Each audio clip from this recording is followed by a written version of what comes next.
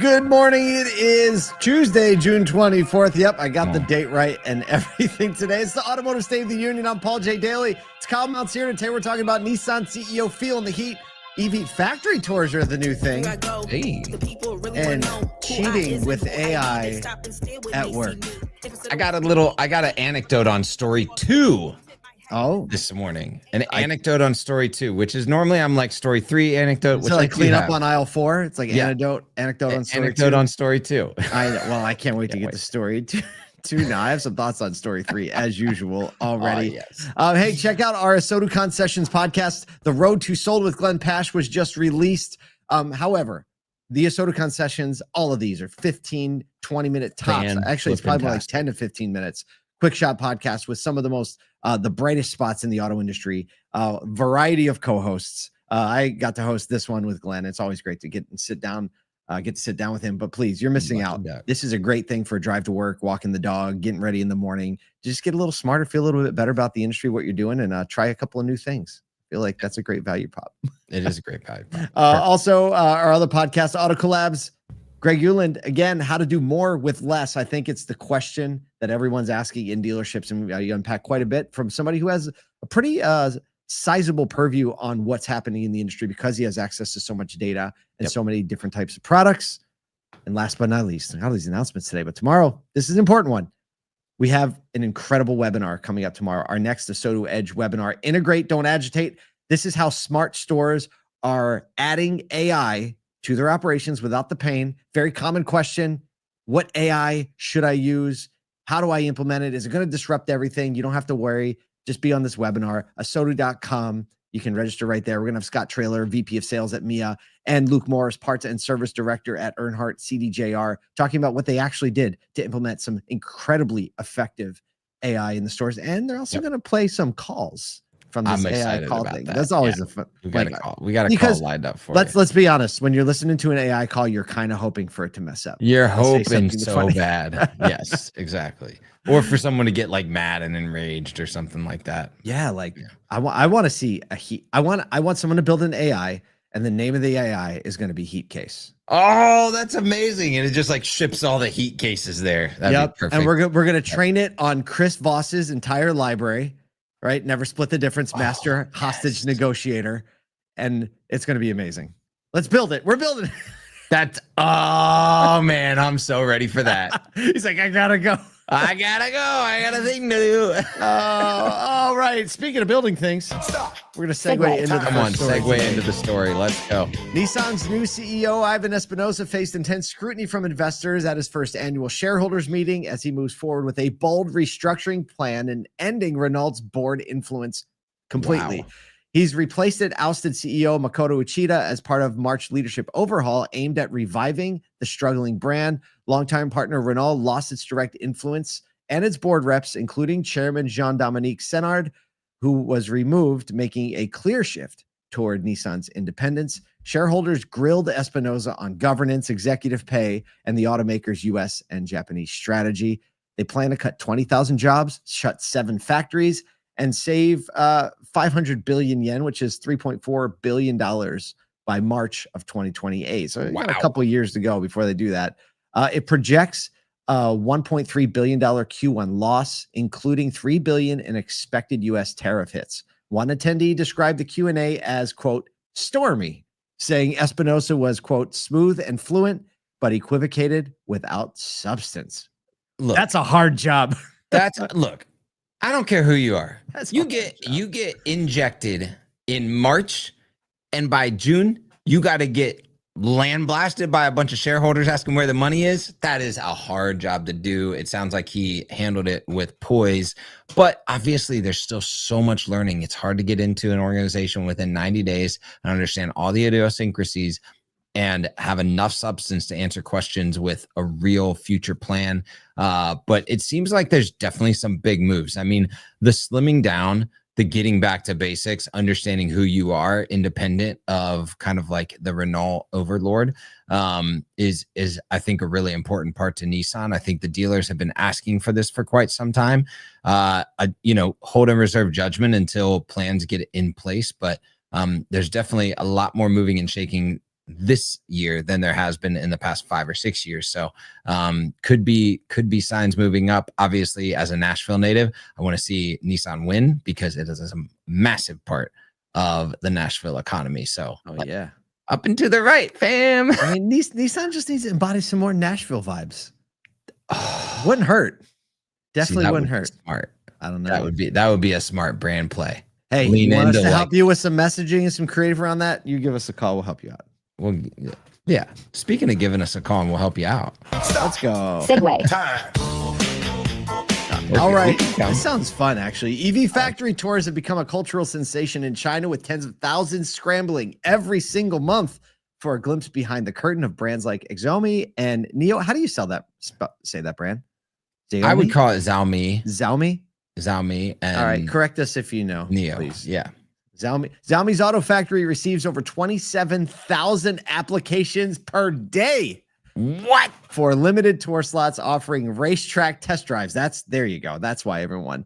Racetrack test drives and souvenirs. NIO drew 130,000 visitors last year. Several other automakers are jumping on board. What began as three monthly tours has expanded to weekday and weekend offering for over 1,100 visitors a week. Visitors describe the facilities with, quote, only a handful of workers. So they're very automated, with robots handling most of the labor. Wow. Analyst Freya Zhang says it offers a chance not only to see the production line up close, but also to experience the human side of the brand. How could we not be behind that part? We're all about it. First of all, this is super fun. And if this isn't telling you that auto is still in a cultural moment, I don't know what does. Globally. I'm going to give you my anecdote and how I think you can press into this as a dealership that maybe doesn't have a factory. I coach kids soccer, and these next 2 weeks, it's like kids soccer camp. So this week is the girls camp for like 9 to 13-year-old girls. I'm leaving last night and I get in my Mazda. That's not an EV, but like the Mazda has kind of that like Tesla vibe. So one of the girls, as I'm leaving, like waves me down and goes, "Is that an electric?" Oh, wow. To which I say no, but it was this moment that I realized that every kid across America is looking for the Cybertruck on the road, wondering if that car is an electric. Like even, and this girl was 11. Her perception is like, I could have a frame of reference to talk to this guy that's a coach about an electric vehicle if he says yes, because that's what I'm excited about. So if that's the case, and if we're watching EV factory tours be a thing, why not draft on that cultural moment and bring families in by bringing their kids in to experience these vehicles? Because the wonder of a kid's eye when they see and experience a vehicle, that is a really great point, is so magical. And the draft that they're going to pull in with everyone around them is going to be impressive. Listen, if you get the kids excited about something, you could possibly get mom excited about something. If you get mom if you get mom excited about something, guess what? You're getting it. You're done. You done sold a car. Oh man, I think the idea of high speed test drives, acceleration. I mean, because have you seen the videos out where the people are sitting, like, these are kids. I feel like this is a little bit back to like, we're going to let kids be kids and not like put them in an airbag bubble suit. We talked about it last week with Daniel and the Make-A-Wish and the Raptors. No, these where the kids are like standing on the seat of an EV with really high end acceleration, like a Tesla or something with like a 2-3 second acceleration. They stand on the seat, and then like the driver, I think in every video I've seen, it's been the dad, hits it, and the kid picks their feet up. And they're like the Gravitron at the carnival. They're stuck to the seat. Oh, it's amazing. And they're like, "Oh, this is amazing." And then like as the car gets up to speed, they like just go, they just and they follow it. It's unbelievable. That's amazing. All right, we'll try to get that video. But yeah, I'm like, more of that. A dealer couldn't do that. No. You don't want to do that as the insurance companies are sweating right they're now. all like, "Oh boy." Stop listening to these guys. Yeah. Speaking of sweating. Yeah. Stop. Segue. This is so opposite of our workplace, but go ahead. All right. A new survey reveals that while AI boosts Gen Z productivity, a surprising number, especially men, are bending the rules by passing off AI work as their own. 40% of Gen Z men admitted to submitting AI-generated work as their own. Only 20% of women did the same. Nearly 1 in 3 Gen Z workers have knowingly broken company policy using AI. And 30% say they've created fake work with AI to appear more productive. What? 42% of Gen Z men say they worry AI could replace them at work, compared to just 33% of women. They're savvy. 23% of men said they couldn't do their job without AI. Only 14% of women felt that same way.